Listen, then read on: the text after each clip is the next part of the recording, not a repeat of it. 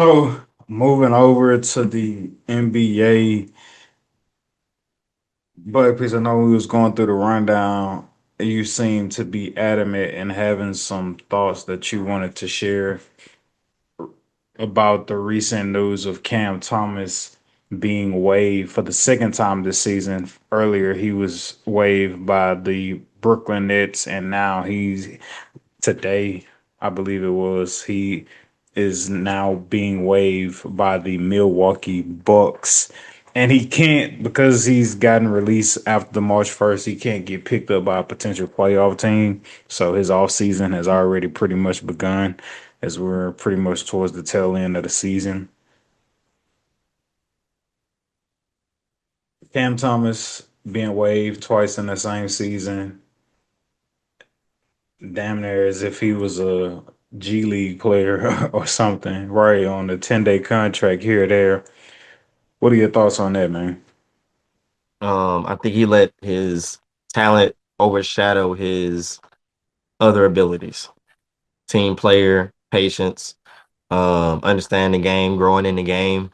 I feel like he had a couple of 40-point games a couple of years ago.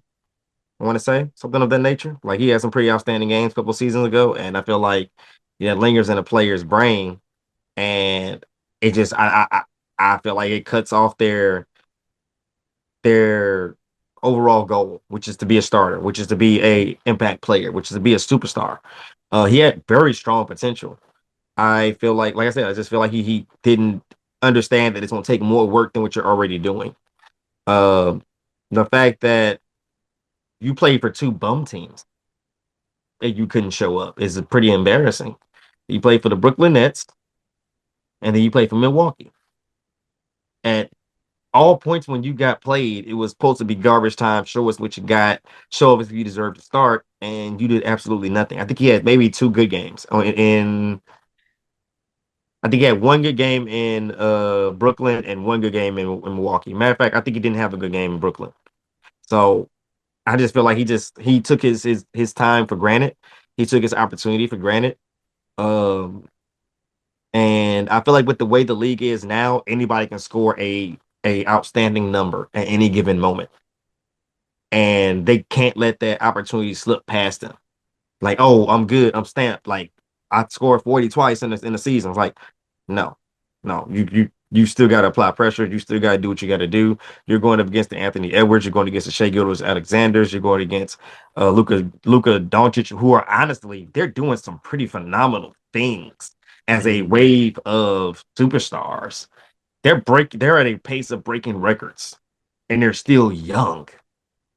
So it's like you got to think about like, hey, this is what you're going up against. Like, yeah, you may have dropped a couple of 40 balls, bro, and you may have some good moments, but if you're not doing anything consistent, you're not working your butt off, you're not trying to get better, you're not being the best team player you can be, wave twice. It's what's gonna happen, brother.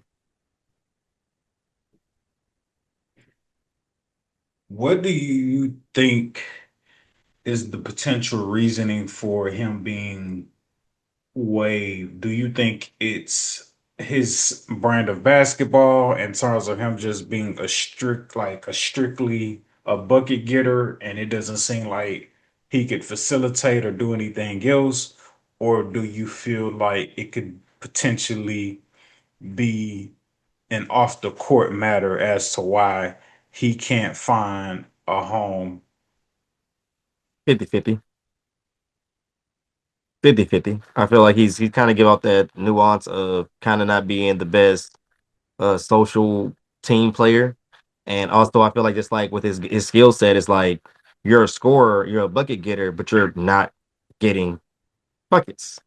So you're irrelevant right now. Even though it's Not your getting skill set, buckets or not being allowed to?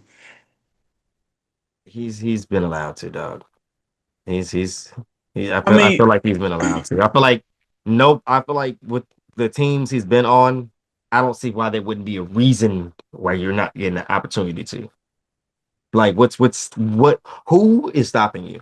Rollins? Rollins is still technically, even though he's having a good season, he's still wet behind the ears, man. I'm just like, I think you've done enough to fairly compete with him, not lose a spot or be like, oh, you gotta wait for your turn. I feel like he's earned enough to say like you got what it takes to be a starter or even be a strong role player, whatever you need to be on the team. You just gotta play ball. So I just think it's a 50-50 situation. People loved his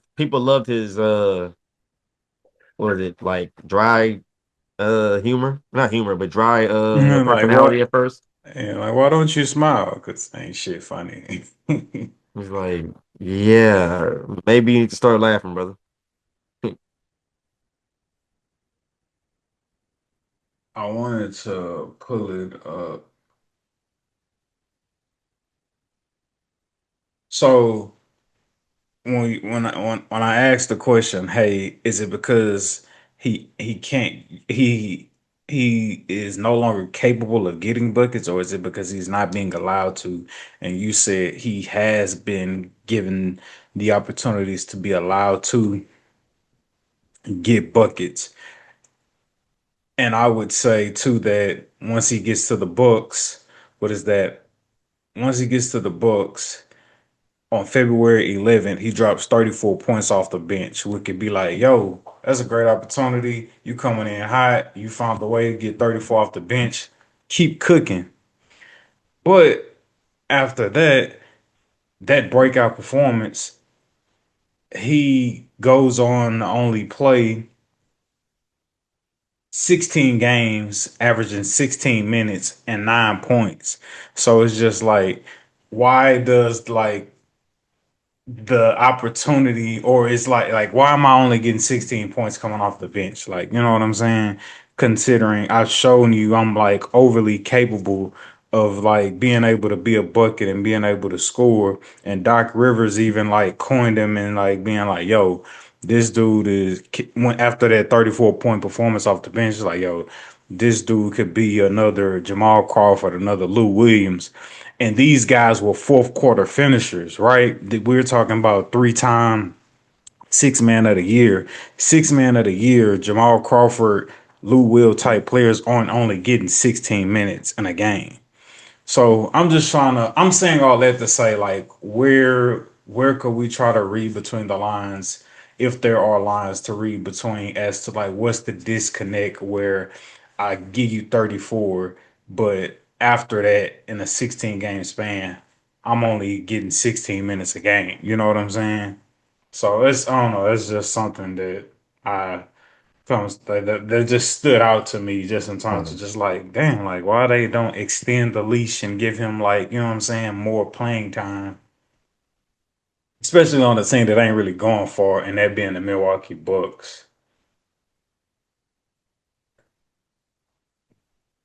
Because in that game of February 11th that he had 34, he at least got 25 minutes, right? So he shot an insane 60% from the field on 25 minutes. And that game, Darnell, that game was the most amount of minutes he's had with the Milwaukee Bucks. That one game where he had 25 minutes. Outside of that, he has never eclipsed or touched 25 minutes. The closest he's gotten to minutes in a game after that 25-minute, 34-point performance was 23 minutes in a game.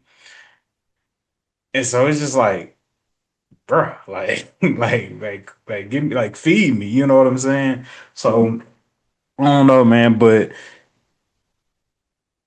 one of the things that I've taken away from Cam Thomas's situation and Jonathan Kuminga's situation is that there's invisible fine print in contract negotiations as a player, right? What I mean by that is Cam Thomas turns down a 2-year deal after he averages 24 points per game. Hey, we want to give you a rookie extension, a 2-year deal. Um, I think it was for 2 years for 30 million. Then Jonathan Kaminga reportedly his agents and so forth, they deny it. But Jonathan Kaminga, and it's reported that he declined 5 year, $150 million deal. And the players take this approach of, hey, I want to bet on myself. And the tough part about betting on yourself is that when you don't take the initial offer that the organization is offering you, when you don't take that initial contract extension, and you say, hey, this final year, I want to bet on myself. Then we see the types of games that the Warriors play. Steve Kerr, hey, Jonathan Kuminga, you're going to come off the bench. Well, we're really just trying to devalue you and lessen how much you're worth once you do try to go into free agency off of your rookie contract. And we see Cam Thomas, he declined a 2 year deal for 30, and he ended up taking like a 1 year deal for maybe like 6 million or so. And there's a pecking order in the league when you're on the NBA roster. I'm more inclined to play the guy who I may have a 3 year deal with for 60, 70, how many ever million versus like being obligated to play you who we're only paying 6 million. And while players get caught up in trying to get their market value, getting their guaranteed money, what I feel like gets lost in the negotiation process for these players is apart from you trying to fight for guaranteed money, there's guaranteed minutes to be had if you take certain deals. So if Cam Thomas takes that 2 year deal coming off of his rookie extension, he's grandfathered in for a certain amount of minutes that he's going to be guaranteed to play due to them wanting to get a return on their investment for paying you. The same thing with Jonathan Kuminga. Kuminga, I guarantee you, if you sign that 5 year, $150 million contract or whatever it was alleged to be, the Warriors not making you come off the bench that following year. There, you sign that deal, even if you feel like you worth more than that. What what is a benefit to you is the guaranteed minutes, the guarantee of a starter that you're going to be in signing those that multi-million-dollar 4+ year deal. And so I think players, for me, outside looking in, you get so caught up in wanting to get X amount of dollars that you forget that, yo, I need to make sure that I could at least put myself in a position to get guaranteed minutes. If I can get guaranteed minutes, I'm still young. I could parlay myself into a max contract on my second deal. And sometimes, I understand the NBA, you can't take your time for granted. Um, Kind of like the NFL, it's not for long, so you got to get in and get out while you can. But sometimes you just got to play that long-term game with those contract negotiations against going up against the organization because we see how they'll try to bury you if you don't take that initial contract. And I think a key to playing that long-term game, the long-term game is taking the guaranteed minutes that come with signing those contracts. And so I think the invisible ink or the invisible fine print is the guaranteed minutes that you will be given that will be owed to you because of the deal that you could potentially sign when you do get those rookie extension type deals. So that's just my take on it. If I'm in the league or if I was coming into the league, I would look at it like that. Hey, let me go ahead and take this first offer that they giving me because I know it's gonna come with guaranteed playing time on a nightly basis.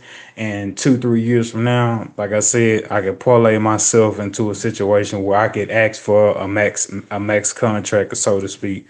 Um, but yeah, you don't take that first deal and you want to bet on yourself, the odds are stacked against you. And it's like, how you gonna bet on yourself when like you don't even get to set the rules and which you betting? So yeah, that's my take on the Cam Thomas situation. Do you think we find Cam Thomas in the league next year?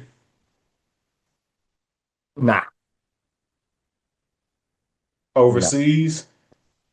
Yeah, sadly overseas, but overseas nonetheless. He'll kill over there. For sure, for sure.